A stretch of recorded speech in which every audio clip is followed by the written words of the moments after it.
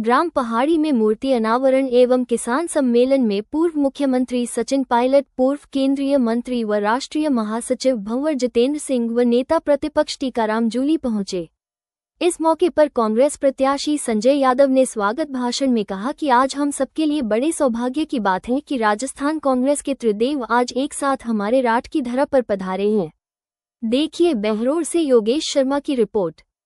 शिमली देवी के मूर्ति अनावरण समारोह और स्कूल में सम्मान बरामदे के उद्घाटन के अवसर पर मंच पर विराजमान पूर्व डिप्टी सीएम रहे, पूर्व प्रदेश अध्यक्ष रहे, एआईसीसी के महामंत्री आदरणीय सचिन पायलट साहब आज के इस कार्यक्रम की अध्यक्षता कर रहे, पूर्व में केंद्रीय मंत्री रहे, ऑल इंडिया कांग्रेस का जो हमारे परिवार के जिन्होंने हमें जन्म दिया और इस हंसती खेलती दुनिया में आने का अवसर दिया, ऐसे व्यक्ति की हमने मूर्ति लगाने का काम किया, हमारे परिवार के मुखिया की मूर्ति लगाने का काम किया है।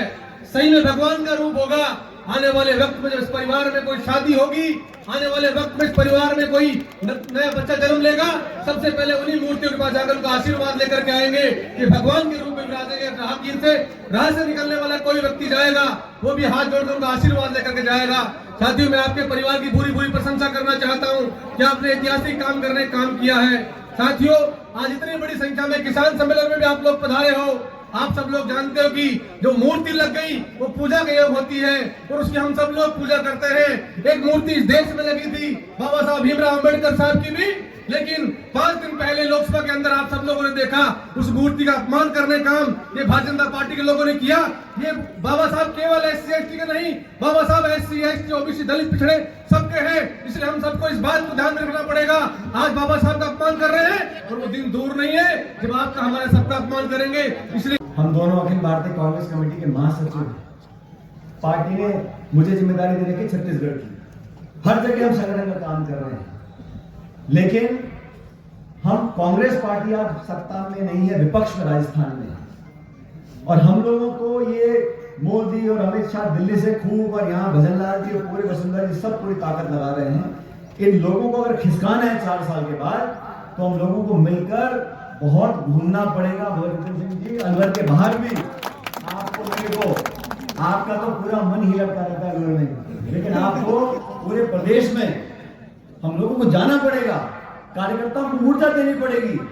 कार्यकर्ता भी सोचता है जब नेता ही नहीं भागदौड़ करा तो मैं काहे को भागूं। इसलिए जितेंद्र सिंह जी, आप और हम मिलकर न सिर्फ जिले में, संभाग में, लेकिन पूरे प्रदेश में जाकर कार्यकर्ताओं को ताकत दें, उनको हिम्मत बताएं, क्योंकि ये जो शासन करने वाले हैं ये चारों तरफ से पीटते हैं, कंबल डाल के पीटते हैं। पुलिस भी आएगी, प्रशासन भी आएगा, केस भी करेगी, इनकम टैक्स भी आएगी, ईडी भी आएगी, सीबी भी आएगी, अखबार भी चलाएंगे, चरित्र हनन भी करेंगे, आरोप भी लगाएंगे। और जो गृह मंत्री ने भाषण दिया पार्लियामेंट के अंदर, क्या क्या बोल गए अम्बेडकर साहब के बारे में, मतलब जो पेट की बातें मुंह पे आ गई। अब जब मुंह पे आ गई और सबने देख लिया और पूरे देश में आज आक्रोश है, किस बात के लिए है? अरे आप कांग्रेस को गाली रोज देते हो पानी पी के, कोई बात नहीं। जो दुनिया में नहीं है, जिनको भारत रत्न मिला हुआ है, जो संविधान के निर्माता है, उसको बुला भला कह रहे हो, ये आपकी सोच को दिखलाता है। और हम देश में जाके कोने कोने में बोलते थे भाजपा को अगर आपने 300-400 पार करा दिया, ये संविधान को रगड़ डालेंगे, मिटा डालेंगे, आरक्षण समाप्त कर देंगे, गरीब का हक छीन लेंगे। ये प्रवृत्ति थी। मैं नहीं कह रहा हूं। मनमोहन सिंह जी 10 साल प्रधानमंत्री रहे, कभी आपने देखा मनमोहन सिंह जी को बोलते हुए कि मैं संविधान से छेड़छाड़ नहीं करूंगा, संविधान को बहुत मानता हूं? तो मोदी जी को बार बार सफाई क्यों देनी पड़ती है?